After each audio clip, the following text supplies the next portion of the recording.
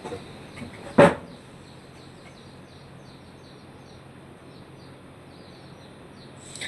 teman-teman, Bapak Ibu dosen, perkenalkan saya Melena Kidiwitin. Pada video ini saya akan menjelaskan tentang Automate Online Proctoring. Bagaimana sistem tersebut bekerja, manfaatnya dalam menjaga integritas akademik, serta bagaimana universitas melindungi privasi mahasiswa. Saat ini pembelajaran daring semakin banyak digunakan di perguruan tinggi. Karena itu, pelaksanaan ujian online juga menjadi tantangan tersendiri. Salah satu tantangan terbesar adalah bagaimana menjaga kejujuran akademik selama ujian berlangsung. Untuk membantu mengatasi masalah tersebut, beberapa universitas mulai menggunakan sistem yang disebut Automate Online Proctoring. Automate Online Proctoring adalah sistem pengawasan ujian daring yang menggunakan teknologi digital dan kecerdasan buatan untuk memantau aktivitas peserta ujian secara otomatis. Biasanya ini menggunakan kamera, mikrofon, dan perangkat lunak tertentu. Selama ujian berlangsung, melalui sistem tersebut, aktivitas peserta dapat dipantau secara langsung, misalnya posisi wajah, suara di sekitar peserta, dan aktivitas selama ujian online berlangsung. Cara sistem ini bekerja cukup sederhana. Sebelum ujian dimulai, mahasiswa harus login ke sistem ujian, kemudian mengaktifkan kamera dan mikrofon. Setelah itu, sistem akan mulai memantau aktivitas peserta selama ujian berlangsung. Jika ada aktivitas yang dianggap tidak wajar, misalnya peserta terlalu sering melihat ke arah lain atau ada suara mencurigakan, maka sistem akan memberikan tanda tertentu kepada pengawas ujian.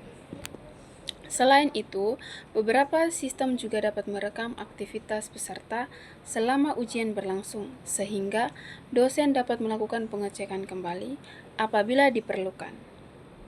Menurut saya, penggunaan Automate Online Proctoring memiliki beberapa manfaat dalam pembelajaran daring. Yang pertama, sistem ini dapat membantu menjaga kejujuran akademik dan mengurangi peluang terjadinya kecurigaan selama ujian online.